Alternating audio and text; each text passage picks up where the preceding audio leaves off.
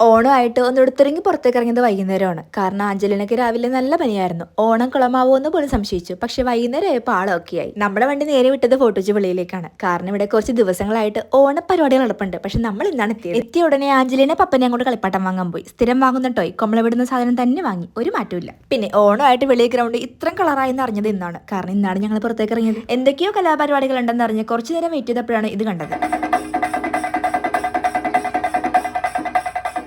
Actually കലാരൂപത്തിന്റെ പേര് എനിക്കറിയില്ല. എന്തോ തെയ്യമോ എന്തോ ആട്ടമോ ആണെന്ന് തോന്നുന്നു. അറിയാവുന്നവരൊന്ന് കമന്റ് ചെയ്യട്ടോ.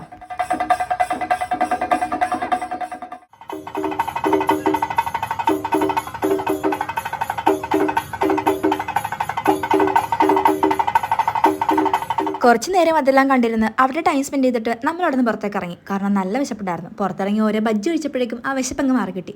വിശപ്പുള്ള കൊണ്ടാണോ അതോ ചൂടായിട്ട് വറുത്തുകൊണ്ടാണെന്ന് അറിയില്ല. ബജ്ജിക്ക് നല്ല ടേസ്റ്റ് ആയിരുന്നു. പൊതുവെ ബജ്ജി എത്ര കഴിക്കാതെ ഞാൻ പോലും എക്സ്ട്രാ ഒരെണ്ണം കൂടി വാങ്ങിച്ചു കഴിച്ചു. അത്ര ടേസ്റ്റ്. അവിടെ നമ്മൾ വണ്ടി എടുത്ത് നേരെ വിട്ടത് ഫോട്ടോസിലേക്കാണ്. കാരണം ഇനി അവിടെ എന്തെങ്കിലും പരിപാടി ഉണ്ടെന്ന് അറിയണമല്ലോ. ചെന്നപ്പോൾ കണ്ടത് ഐഡിയ സ്റ്റാർ സിംഗർ ഫെയിം മിഥുന്റെ ഗസൽ ഗാനമേളയായിരുന്നു. അപ്പോഴും ആഞ്ചലിനെ നിർത്തി ഫോട്ടോ എടുക്കുന്ന തിരക്കിലായിരുന്നു ഞാൻ. So photogenic. പിന്നെ ഓണം പ്രമാണിച്ച് ഫോട്ടോജി ഫുൾ കളറായിരുന്നു. എവിടെ നോക്കിയാലും ഓണപ്പരിപാടി. കറക്കം കഴിഞ്ഞ് നേരെ എന്റെ വീട്ടിലേക്കാണ്. അപ്പോഴേക്കും മഴ നമ്മളെ ചതിച്ചു. എവിടെ ഇരുന്ന മഴയാണോ ഇപ്പൊ പെയ്തത്. മഴ അൺഎക്സ്പെക്ടഡ് ആയതുകൊണ്ട് തന്നെ നമ്മൾ പെട്ടുപോയി. പക്ഷെ ഇന്ന് മഴ എക്സ്പെക്ട് ചെയ്യണമായിരുന്നു. നമ്മുടെ ഭാഗത്തും തെറ്റുണ്ട്. ഈ അത്തം കറുത്ത ഓണം വെളുക്കുന്നാണല്ലോ. പക്ഷെ അത്തവും കറുത്തു ഓണവും കറുത്തു. അപ്പൊ ശുഭം.